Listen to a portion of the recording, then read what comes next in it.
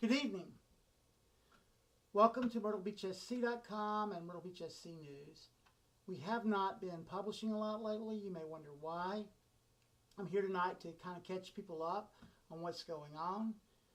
We started Myrtlebeachsc News 14 years ago. 2019 will go into our 15th year. We started out as an expository journalism model. We began to expose things going on in the community that we thought were probably not working well for residents or not working well for people who live here year-round. As we've done this over the last 14 years, our county has grown exponentially. We now stand at 323,000 residents. As such, we're moving from a tourism economy to a resident economy, and we're starting to realize that with the way voting is occurring and the way issues are occurring. So we thought this year, after the 6th, we'd begin to broaden our broadcasts, doing more electronic things, doing more broadcasting. We're going to continue to do investigative journalism. However, we believe that you deserve to hear from us in a multiple variety of formats now. We exposed the chamber, we exposed some other corruption issues, collusion issues, but now we want to start to build into community. Community is critical to us, and we think we're now ready to make the transition into a resident community with resident support, and we want to provide the programs that will allow that to happen, which is what I want to talk with you about tonight. Starting in 2019, we are going to have a studio with a backdrop, and we are going to begin to build into community through programming, digital programming. Some of you have seen some of our programming that's been going on. As such, I want to introduce you to some of what we're going to be doing. Starting this week, we're going to start something called brand stories. What are brand stories? Brand stories are a business's reason. It's why. It's ethos. Why a business went into business, what it's into business for, why it's operating. Every brand has a story. Every brand has an owner who has a brand story. And when that owner dies, his children have a brand story. What's your story? If you'd like to have your story included, email us.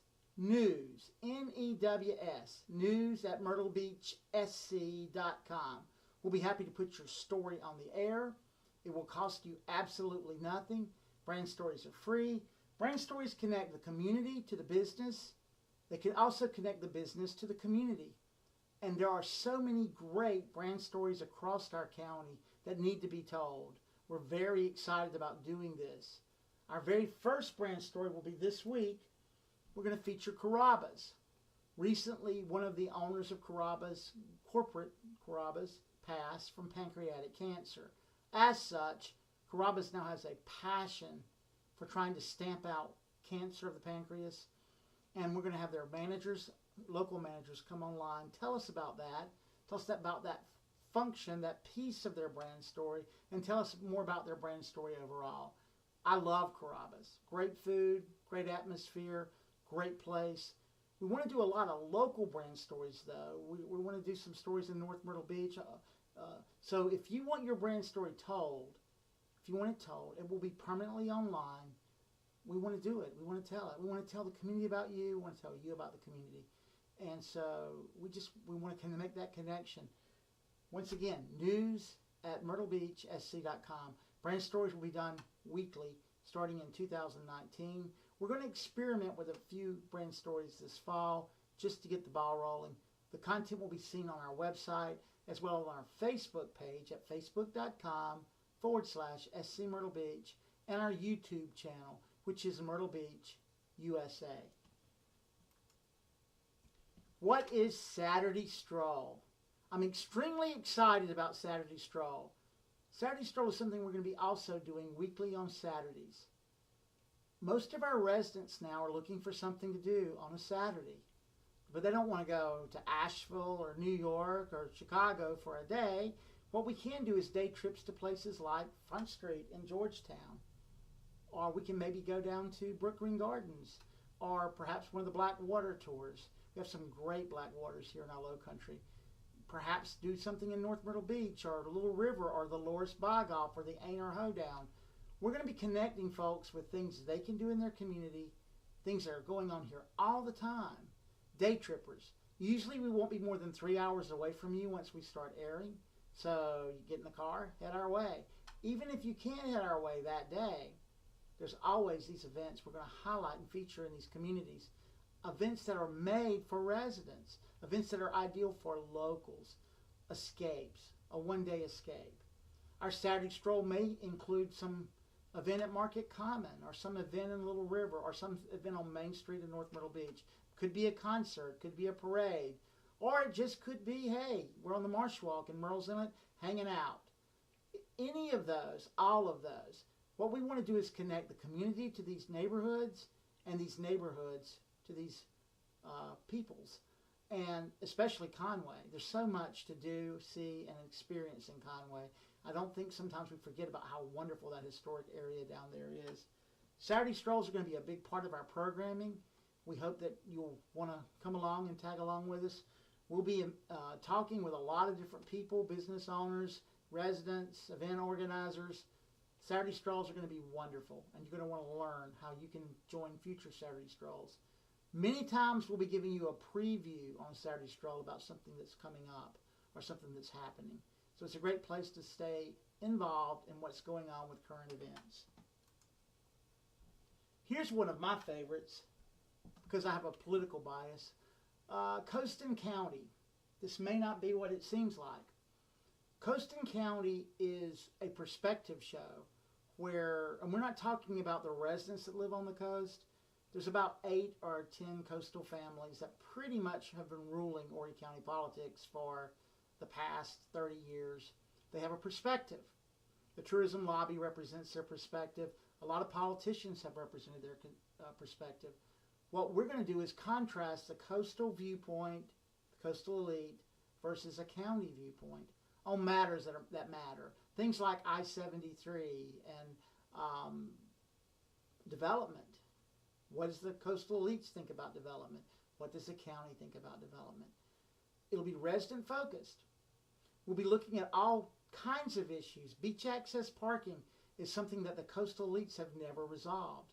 We're going to be looking and talking to our county residents to how do we hold the coastal elites accountable for doing things the community wants. It's our community. We live here. We're not some side story now. We're the story. We're the centerpiece of the county of Horry. Costin County will be a way for citizens, for residents to say, hey, here's what we in the county want. And it will be a good way to be heard. Politicians watch what we put on. So we had recent issues with zoning in Tilly Swamp and in Surfside Beach where residents feel like they were getting heard. Well, they're getting heard. I can tell you that. They will be heard. They may not. We may get through this next round with Tilly Swamp where we don't get heard. But those days are very soonly coming to an end. You can count on Costin County to be a big, big story, a big, big feature weekly that we'll put online on our Facebook page and our website, as well as on our YouTube channel, which you can watch, and we'll bring the whole crowd in.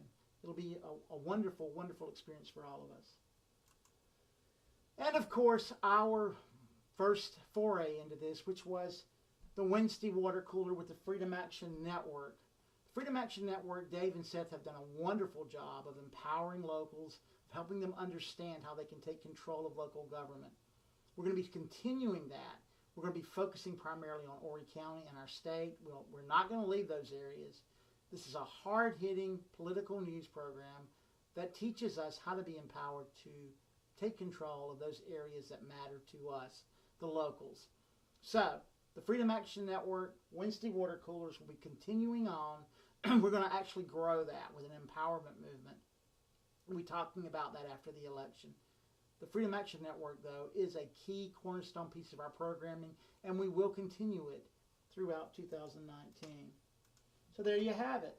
These are the new shows that we're going to roll out initially in 2019. There'll be others. We're going to become more of a broadcast channel and less of just investigative journalism. We're also going to continue the investigative journalism, but we're going to be more and more online, more and more face-to-face, having these conversations with programming that you're going to enjoy. We are currently looking for young talent. If you'd like to be an on-air personality, let us know. We certainly are looking for people to be the face of us. We don't need people my age necessarily on the camera. It's the voices of all of us that matter. We are a retirement community, so we are definitely going to be focused a lot on retirement issues. But there are other folks here out in Carolina Forest especially who are younger and want to be heard as well. So we look forward to the journey. 2019 is going to be a year of dynamic transition where we move from tourism into a resident economy. That shift is beginning. We're all trying to feel our way through it, but you're a big, big part of it, and we look forward to doing the journey with you. Our 40,000 readers and viewers that watch us regularly, you're key. You're the reason we do this. We wouldn't be able to do this without you. We look forward to continuing the journey with each of you. Thanks, guys.